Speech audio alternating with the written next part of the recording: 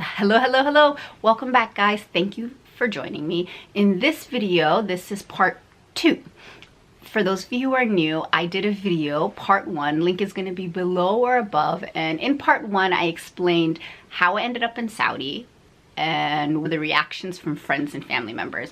So in this video, I want to talk about my experiences here. So I'm going to talk about 1, what were my own personal concerns and expectations as I came, and 2, what was it like living here and how did those concerns and expectations pan out. So if you're interested, stay tuned. All right, so what was I concerned about? What was I worried about? Number 1, single female. I came here completely by myself. I did not have any family members here. I came here as a single solo female, and I was concerned about what my lifestyle would be like. 1, would it be okay for me to go around in the country as a single female by myself? Would I be able to get around transportation wise, and would I have accessibility to things given that I was alone? We all hear things left and right. I heard that it was more restrictive and I was going to have more of a difficult lifestyle, and I was a little bit concerned about that. I came in with an open mindset, but I was still being realistic, and I was concerned, what would I be able to do as a single female by myself? To be honest, I didn't have any problems going anywhere. Transportation wise, obviously I couldn't drive, right? Females could not drive when I went in 2017. But I was so concerned about that, just being able to get around and go where I needed to go by myself. How did that pan out? No problems. Why did I have no problems with that? Because of Uber. Oh my God, Uber is amazing. Uber has taken over all of Riyadh. Uber is everywhere. It is easily accessible. It is convenient, and it is cheap. And it's fairly safe. I took Uber everywhere, sometimes 2 to 3 times a day. Whether it was to friend's house, whether it was to shopping, whether it was to the hospital, whether it was to the library, whether it was for sightseeing, Uber was everywhere, and that made my life so much more easier. It's great because you guys know Uber. Put in your start destination, put in your end destination, pay up front if you want with a credit card. You don't have to talk to the driver. You hop right in, he picks you up, takes you there, and that's it. You're done. So with regards to that concern of like going where I needed to go, I had no issues at all with Uber, and nobody says anything. There were no problems with me taking an Uber and taking it by myself. The second concern that I mentioned was the accessibility to things as a single female. You know, I was kind of worried. I was like, oh my God, if I go somewhere, is somebody gonna say something to me? The fact that I'm here by myself in this country, the fact that I'm a single female, that I don't necessarily have a male guardian with me. I don't know why I had that thought, but I was really worried about that. And that's another thing that was also just fizzled away. In my year there, at no point did I feel chastised or looked down on, or did I not have access to something because I was there by myself. Yeah, I was able to, you know, whether it was get services from the bank or going to the supermarket or getting help at the stores, like nobody ever said anything to me. Nobody ever made me feel bad for being there by myself. I did everything by myself as a single female, so I like that. I don't know where that thought or that fear came from, and I guess that is a stereotype that comes along with, you know, living in Saudi. But coming and living there and working there by myself, I had no problems accessing anything that I needed and going and doing it solely by myself.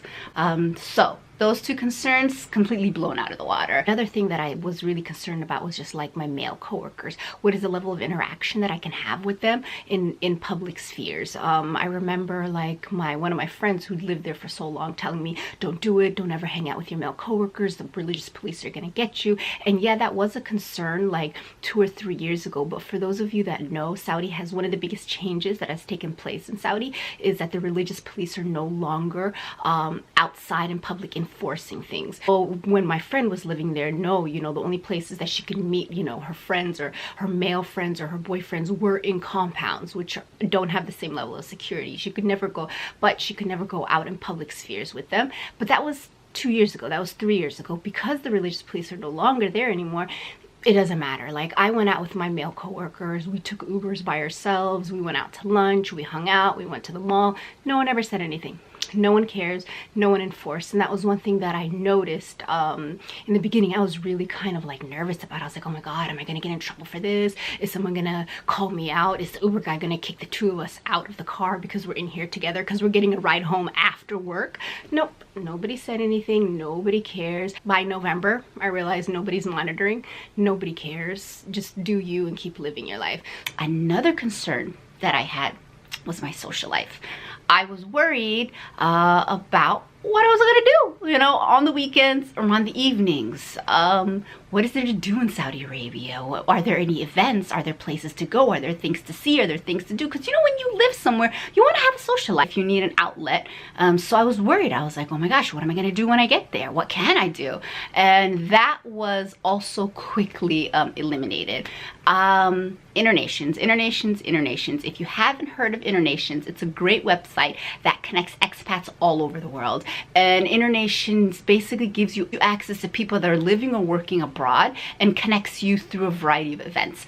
So you go on Internations, you register, and then you select the city that you're in, and then you sign up for various events. So through Internations, I did hiking.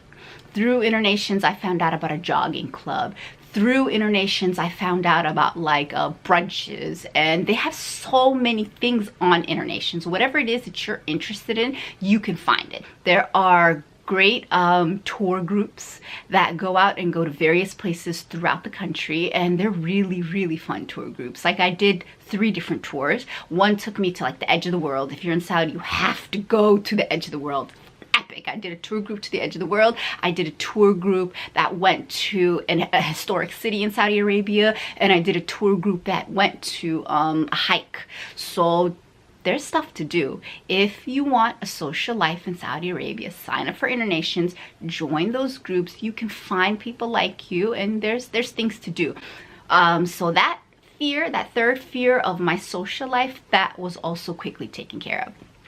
Another thing that I was concerned about was racism. That's something that I had heard a lot about before coming to Saudi, and even from friends that had lived in the country that had experienced racism. So I was worried that, you know, would I experience racism when I'm going out in places like the stores or the hospitals or the banks and things like that. My personal experience during my year there, I didn't experience any racism. And I am grateful. I feel grateful and blessed for that. But it still does happen. I can tell you, I know people that it does happen to and that have experienced racism. But for me personally, and it may be because of the population that I was working with, it may be because of the people that I was hanging out with, where I was, my circles, I don't know. For whatever reason, I at no point experienced racism. I at no point felt discriminated against, looked down on, simply for being Black. So that was also a concern that I had. That was also taken care of as well. Another thing that I was concerned about was access to like hair care and skincare, things that I use. I was worried about whether I'd be able to get these things in Saudi and whether I would be able to get them shipped to Saudi. My shampoo, in particular, my shampoos and conditioners. And when I came, I brought a lot with me, but they ran out mid-year. And yep, just like I was concerned about, you can't find certain hair care products in Saudi Arabia. And the other thing that made things more difficult was their mailing system is, how shall I say, in development. It's very hard to get things shipped to you in Saudi, and the postal system is really under construction right now. So things get lost, things get diverted, things don't get to your house. So that's one thing that I did have an issue with. But I ran out of shampoos mid-year. I ran out of hair care mid-year, and I tried to go around and buy things temporarily, but they didn't help. My hair kind of suffered for a while there. So if you are thinking about it, and there's certain products that you do use, take them all with you. I mean, even if it means paying for extra luggage, take those things with you, because I learned that the hard way. So all in all, I can just recap my year and say that I had a good year. All the stuff that I feared, all the concerns that I had, and all the stuff that people were worried about, none of it manifested. I didn't have any problems, and it was really easy living there. For me, my stress for that year came from school. And that was a different beast. That was a different category to deal with. But life-wise, getting around, doing what I needed to do, living as a single female, I had no issues. And it was a great experience to live there and to shatter all of these stereotypes that not only myself but others had as well, and just documenting it and putting stuff up on YouTube and showing y'all that you can live, you can have a good life wherever you go. So what was my recap or my final reflection or notes on the year? Was the year worth it? Hell yeah. I felt that, like I said earlier, I was being pushed in this direction for a reason, and looking back, hindsight is always 2020. It was an amazing year for me. It was an amazing year for me professionally. The amount of growth that I've had as an elementary school teacher is insane.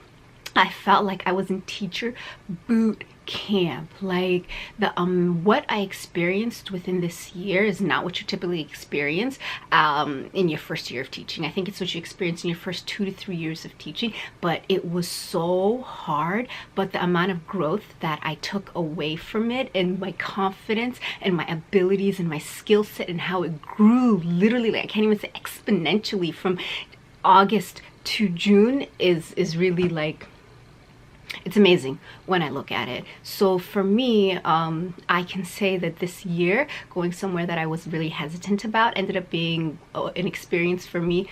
Ended up being such a great experience for me, both personally and professionally. I had a great time living there. I met some great friends and I had good experiences, but I grew so much as a teacher, and I gained things that I feel that I wouldn't have gained anywhere else. And that's the reason I was meant to go there. That's the reason I was pushed in these directions when everything else was locked. This was the door that was open, and it had a greater purpose. So for anyone thinking about making the same sort of decision, I say go with your gut. See what the doors are like, see what the path to that decision is. And if you're noticing that things down a path that you're kind of reluctant are pretty easy, or seem easier than another path, there's a reason for that. So look into it, consider it, take the plunge. I would definitely say anyone that's thinking about going to Saudi, go.